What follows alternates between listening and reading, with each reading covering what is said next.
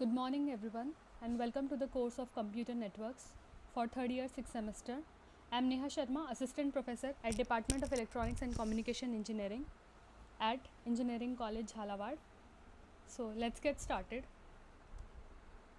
So we were discussing in the last class our second unit according to the RTU syllabus, and we discussed about computer networks and what it is.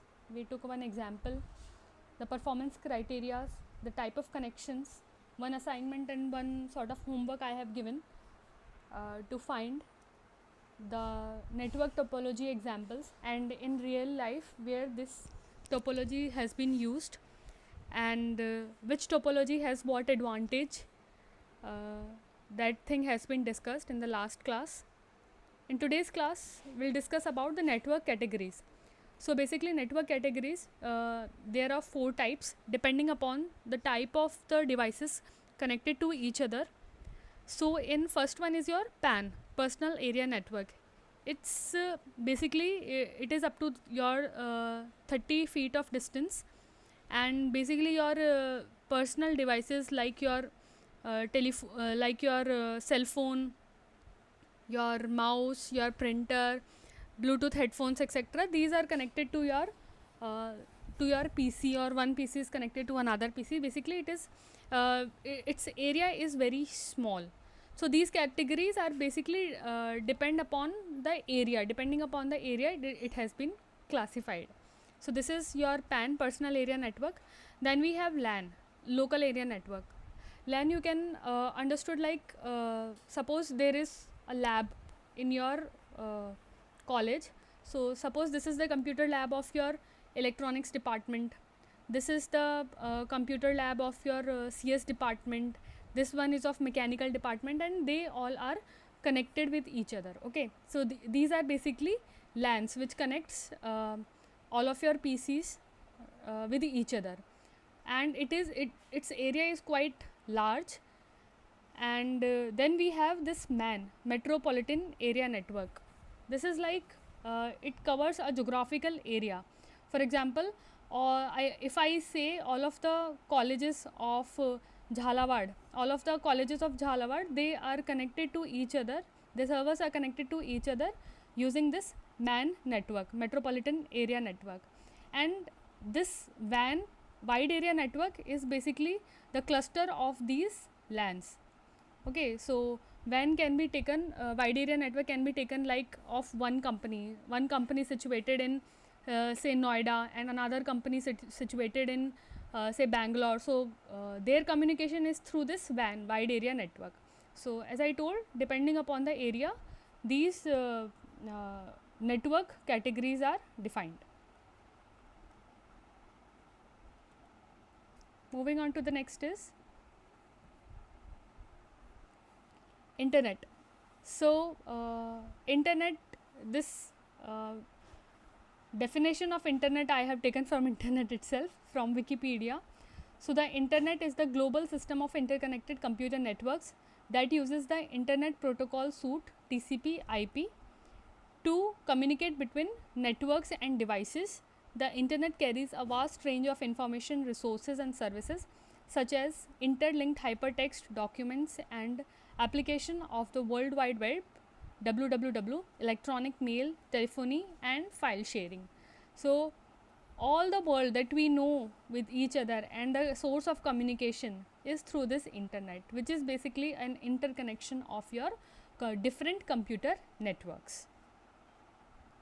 Next is OSI model, Open System Interconnection Model. So this model has been given by ISO, Indian Standard Organization, International Standard Organization in 1980s. So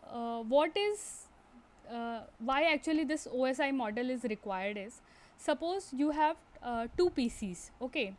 In one PC you have Windows, in another PCs you have this Mac. Another one is your Mac, first one is your Windows. So they are basically connected with your LAN cable through RJ45, and they have you have a network interface card you have in both the PCs. Now how these PCs will communicate with each other irrespective of their architecture. देखो Windows वाला can communicate with Windows because they both have same sort of architecture, but your Mac has to communicate with another Mac because they also have both same architecture. But if you have to communicate between each other, मतलब Windows वाला अगर Mac से communicate करना है तो एक हमारे पास कोई स्टैंडर्ड मॉडल होना चाहिए जिसकी वजह से जिसको यूज़ करके हम सारे जितने भी कंप्यूटर्स हैं वो आपस में कम्युनिकेट कर सकें और एक स्टैंडर्डाइजेशन फॉर्म हो सके. ठीक है, तो इसके लिए we have this open system interconnection model, and what it is says that it is a set of protocol. This open system is basically a set of protocols that allows any two different systems to communicate regardless of their underlying architecture. Okay, so the OSI model is not a protocol. Okay, it is a model for understanding and designing a network architecture that is flexible, robust and interoperable. Okay, so the OSI model is a layered framework for the design of network systems that allows communication between all types of computer systems, okay, irrespective of their architecture. So if I want these two to communicate with each other, I am using the OSI model, and these OSI model have 7 separate layers. Okay, 7 separate layers are there, and in these 7 separate layers it has to follow certain protocols, right? Protocols has to be followed between these layers. Okay, so it consists of 7 separate but related layers, each of which defines a part of the process of moving information across a network.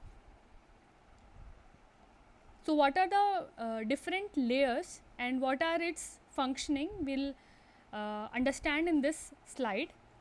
First one is application layer. This application layer is user directly can be accessed by the user.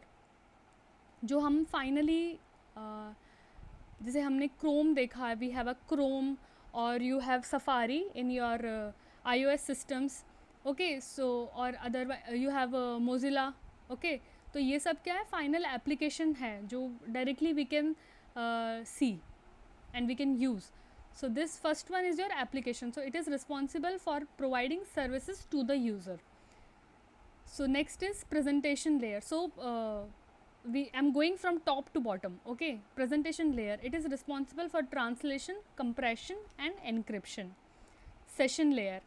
It is responsible for dialogue control and synchronization. Dialogue control is basically when you are sending some like handshaking protocol is there. Okay, so it is basically for your dialogue control. Transport layer. It is responsible for the delivery of a message from one process to another. Network layer. It is responsible for the delivery of individual packets from the source host to the destination host. Data link layer. It is responsible for moving frames from one hop node to the next. And this one is very basic, very initial, physical layer. It is responsible for movement of individual bits from one hop to the next one. So moving on from initial physical layer, we'll talk about bits. Bits will form a frame. Frame will form a packet. So basically these three are bits से packet तक की journey है. Then this packet has been created at network layer. It has to be sent. It has to be delivered.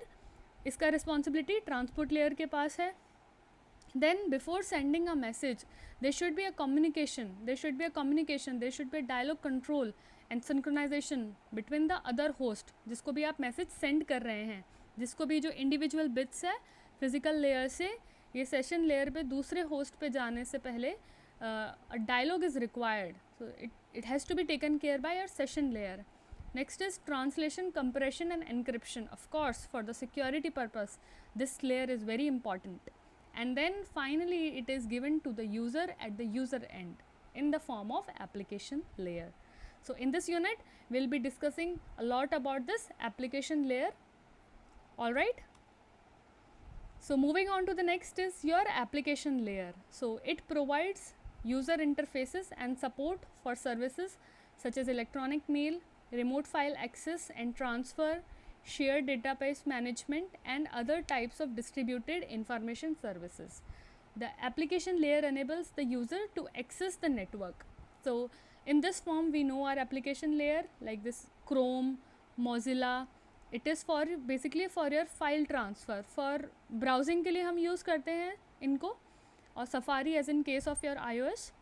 तो we use this thing for your basically इसके अंदर HTTPS we use, and then we use to browse, searching.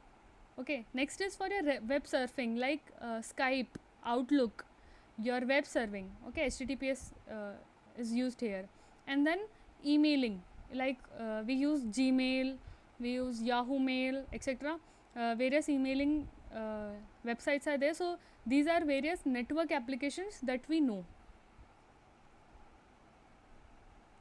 Now the service provided by the application layer. Services provided by the application layer. First one is your network virtual terminal. Network virtual terminal, you can think of it is basically a sort of a software. Okay, a network terminal which is a hardware in the form of that you can access in a form of a software. Suppose I have a simulation machine, and that simulation machine is situated at MNIT Jaipur, and I have to access it. So how you can access directly to through this remote is through your remote PC is through this network virtual terminal. Okay, file transfer, access and management. File transfer, access management is basically your browsing where you are using your Mozilla and various search engines. Mail services is through your Gmail. Directory services when you have a lot of database and you are collecting the information, collecting the data in it. So these are various services provided by your application layer.